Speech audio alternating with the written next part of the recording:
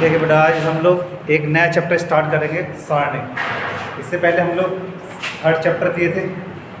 क्या नाम था थर्ड वाले का? मैट्रिक्स। मैट्रिक्स के बाद सीधा हम लोग आते हैं आरबी पे। तो आरबी को क्या कहते हैं, कैसे रिप्रेजेंट करते हैं, सारी चीज़ें हम सीखेंगे आज। क्लियर? देखिए ज़रा, बिना देख लिए आइए अपने मन में।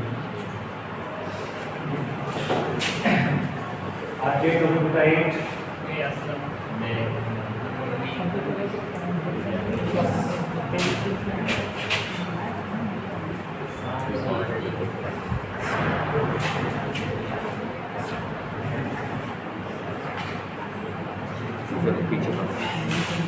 मुझे बेटा डिटरमिनेंट्स कहते हैं इसको। पहली बात तो इसको किस तरीके से रिप्रेजेंट करते हैं, मतलब लिखने का तरीका क्या है साथ। तो सबसे पहले बेटा देखिए, इस तरीके से लिखेंगे साठ को। आप केवल एक दो डंडे बना लेंगे और उनके बीच में जो भी एलिमेंट होंगे, बॉर्डर सब आपको पता ही है। मैंने 1 2 3 4 5 6 7 8 9। एक चीज और बताऊंगा बेटा मैं आज आपको, किसी बुक में नहीं मिलेगी आपको। अगर दिए गए एलिमेंट एपी में होंगे, एपी का मतलब समझ ना, अर्थमेटिक प्रोग्रेशन, समांतर श्रेणी में होंगे। किसमें होंगे? समांतर श्रेणी। तो दिए गए सारणी का मान हमेशा 0 है, मतलब 0। कितना होगा? 0। तो यहाँ से देखिए, सबसे पहले ए की बात कर रहे हैं तो ए को लिखने का तरीका क्या है बताओ बेटा। जो पैरेलल लाइन रहेगी, क्लियर, वो कैसे रहेंगे बताओ? वर्टिकल। तो वर्टिकल लाइनों के बीच में जो भी एलिमेंट पड़े हुए उसको हम क्या बोलते हैं? डिटरमिनेंट। एक चीज़ और समझते चलिएगा, किस तरीके से डिटरमिनेंट की वैल्यू फाइंड आउट करते हैं। पहले मेन चीज़ हम लोग डिटरमिनेंट की वैल्यू फाइंड आउट करना सीखेंगे। पहले 2/2 का सीखेंगे, फिर 3/3 का सीखेंगे। समझ रहे हैं? तो ये तो मैंने एक लिखने के तरीके से बताया था, मैंने एक 3/3 का लिया था। सबसे पहले मैं 2/2 का एक मैट्रिक्स वो डिटरमिनेंट लेता हूँ और उसकी वैल्यू निकालता हूँ। कभी कभी देखिए ऐसे भी देता है पेपर में, कैसे देता है वो समझ लीजिए। इफ a इक्वल टू, इस तरीके से दे देगा 2 5 6 3, फाइंड डिटरमिनेंट ऑफ a। तो आप घबराइएगा मत, क्या दे रखा है? क्या दे रखा है? मैट्रिक्स।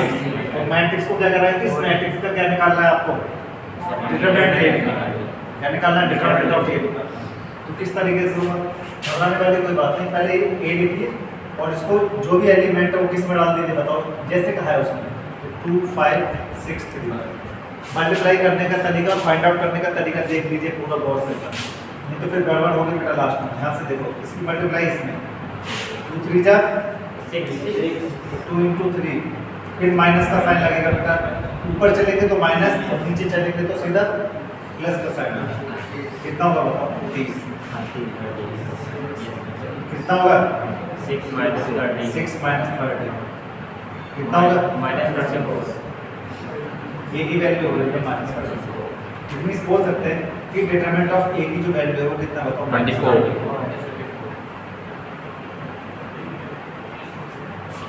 समझ में आ गया? इतना करने के बाद डिटरमिनेंट ए की वैल्यू निकाल लिया हमने, लेकिन ये तो था 2/2 का, तो बहुत जल्दी हो गया।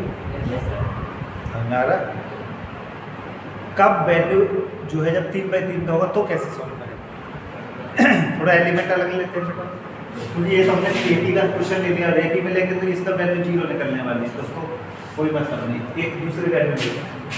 Suppose that a equal to है बेटा मेरे पास, पहले मैट्रिक्स फॉर्म में लिख दिया बेटा मैं 1 5 6 3 2 1 और 1 1 कोई नहीं, जो मेरे दिमाग में आया मैंने लिख दिया। अब समझो बेटा, इसको निकालना एक प्रोसीजर होता है, वो कैसे?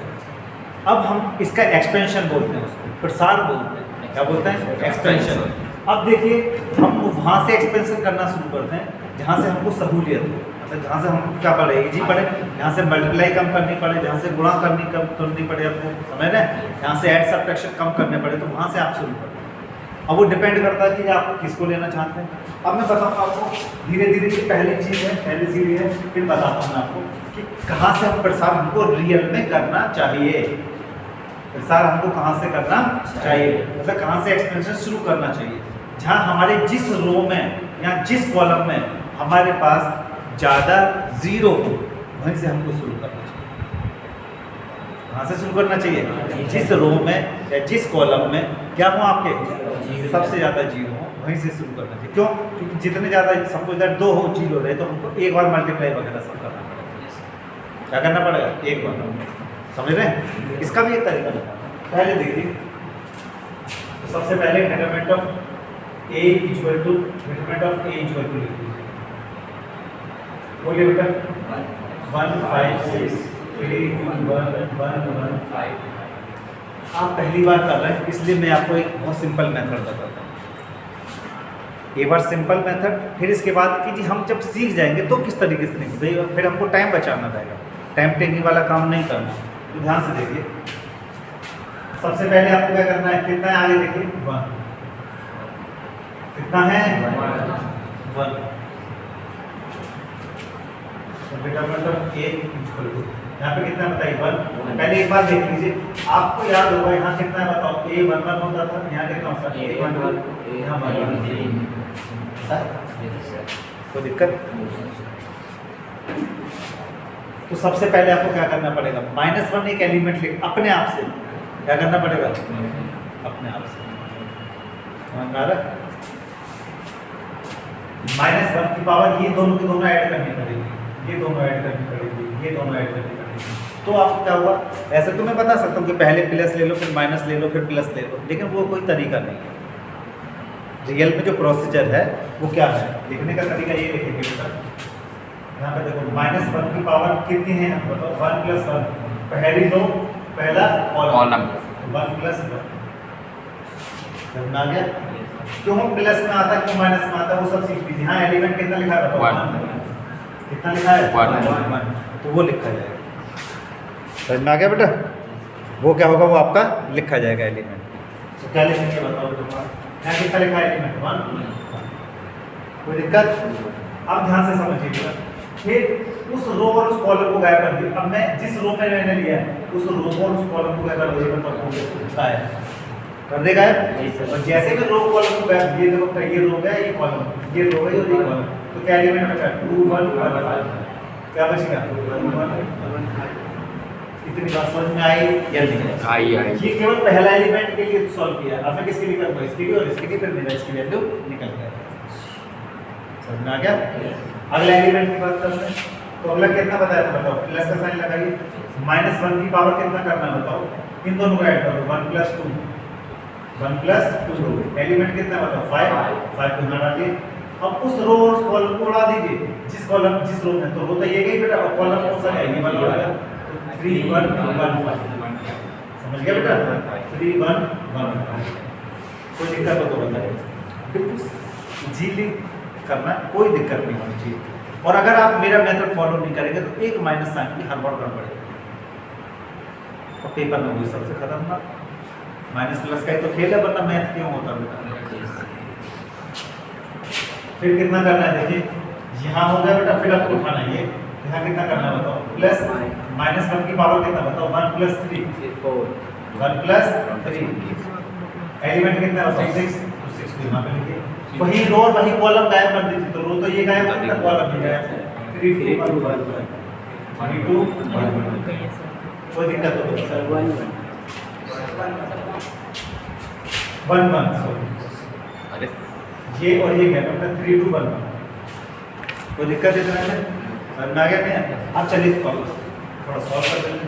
तो डिटरमिनेंट ऑफ a इक्वल, अगला स्टेप चालू हो गया ना, इक्वल टू संख्या से -1 की पावर आपको याद रखनी थी। -1 की पावर अगर कितना है बताओ बेटा, इवन है तो 1 हो जाता है। -1 की पावर अगर ऑड है तो -1। ये तो बचपन से पढ़ते आ रहे हैं। समझ में आ गया ना? 9th क्लास से हम लोग शुरू कर देते हैं। यहाँ कितना होगा बताओ, प्लस का होगा, कोई मतलब नहीं। यहाँ कितना बताओ 1, सीधा 1 इसको सोल्व करके यहाँ 2 5 जा 10 -1 1 जा 1। समझ में आ गया? इसलिए मैंने 2/2 का पहले सिखाया, इसका मैं यूज करने का समझ गए?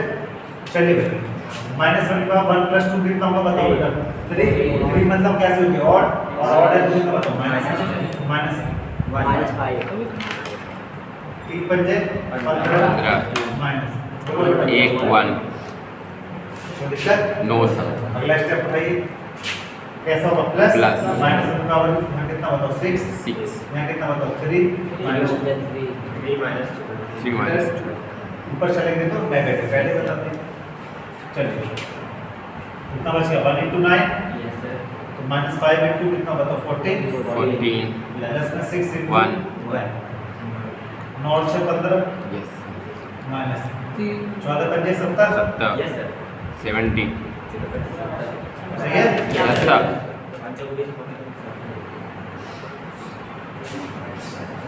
कोई दिक्कत Minus जो भी आएगा बेटा वो वैल्यू minus 50 55 Minus इसका समझ में आ गया बेटा तो ये हमारी किसकी वैल्यू आ गई डिटरमिनेंट ऑफ ए की वैल्यू आ गई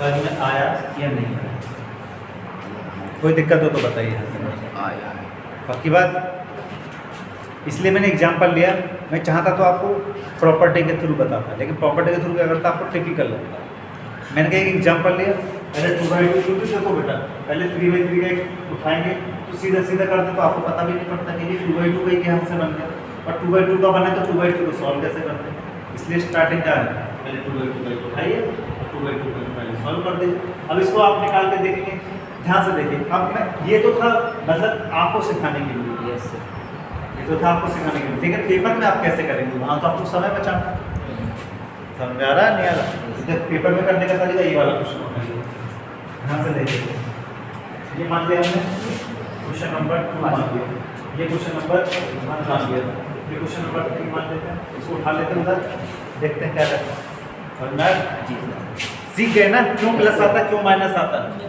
ये पता लग गया आपको क्यों प्रोसीजर से बता दिए सर अगर 1 की जगह 2 होता तो -2 लेते सर ये थोड़ा -2 लेते -1 ही लेना है किसी में यहाँ पर डिपेंड करता है इसकी वैल्यू में ये पहला एलिमेंट पहला रो आप ध्यान ही नहीं देते तो पहली बात तो पढ़ते समय नहीं समझे ध्यान दो बेटा पढ़ते समय क्या बता रहा हूँ मैंने क्या बताया पर्टिकुलर एक के लिए नहीं बताया मैंने सभी के लिए बताया क्या बताया कि -1 की पावर चल रही जिस रो जिस एलिमेंट की बात करेंगे केवल वो उसमें प्लस समझ में आ रहा है उसकी जो पोजीशन है पोजीशन मतलब समझ ना किस रो में है और किस कॉलम में है रो प्लस कॉलम करना है आगे क्लियर है अगर सपोज हम यहाँ से ना करके मैं एक्सपेंशन यहाँ से स्टार्ट करता बीच वाले से तो बीच वाले में कितना होता बताओ पहले दूसरी रो पहला कॉलम तो स्टार्टिंग किस होती माइनस से स्टार्ट करते इससे होती -1 होता नहीं होता यहाँ से होता बेटा दूसरी रो दूसरा कॉलम तो कितना बताओ प्लस कैसा होता प्लस इवन यहाँ पे कितना होगा Odd. तब फिर ऑड आया तो किस तरीके से वो डिपेंड किस पे करता है पोजीशन पे डिपेंड करता है कि कहाँ से आप किस पोजीशन वाले एलिमेंटों को लेकर के एक्सपेंशन कर रहे हैं मतलब प्रसार कहाँ से कर रहे हैं समझ में आ गया जी सर कोई दिक्कत चला जाए आगे यस सर देखिए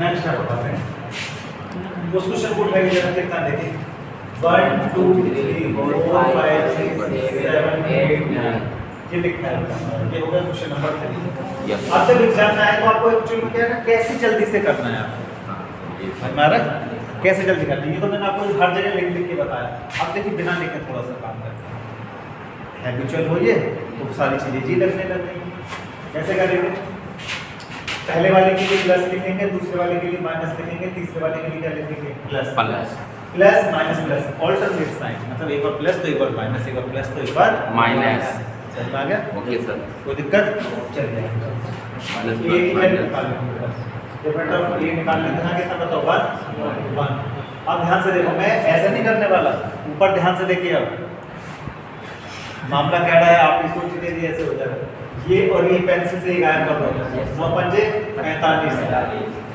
माइनस 8 अड़चन 48 48 इक्वल माइनस कोई दिक्कत नो सर पहले वाले में क्या लिखा प्लस प्लस दूसरा minus plus minus plus plus कितना करेंगे 2 अब ध्यान से देखो ये रो और ये कॉलम का है ऊपर से गया तो 9 चौक 36 36 माइनस 42 44 -2 होगा तो -2 हाँ कर सकते हैं? Yes, sir. कोई दिक्कत? No sir. आगे कौन सा साइन है? Plus three. 32 minus 35. 8 और 32 32 minus 35. माइनस कितना? 735.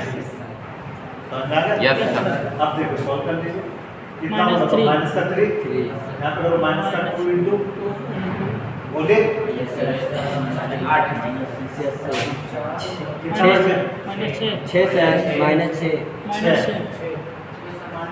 माइनस प्लस यहाँ कितना बताओ 3 इंटू यहाँ कितना माइनस बचेगा? माइनस 3 माइनस का 3 अब देखो बेटा माइनस का 3 प्लस का कितना बताओ 12 माइनस कितना बताओ 9 इनको दोनों को जोड़ लो माइनस का 12 कितना बताओ 12 बराबर 0 और मैंने आपको ये बताया था कि जब कोई एटी में से सीरीज होगी तो उसकी वैल्यू हमेशा कितनी आती है 0 Zero. हर एक एलिमेंट देखो 1 2 3 सब में एक एक का गैप हाँ सर।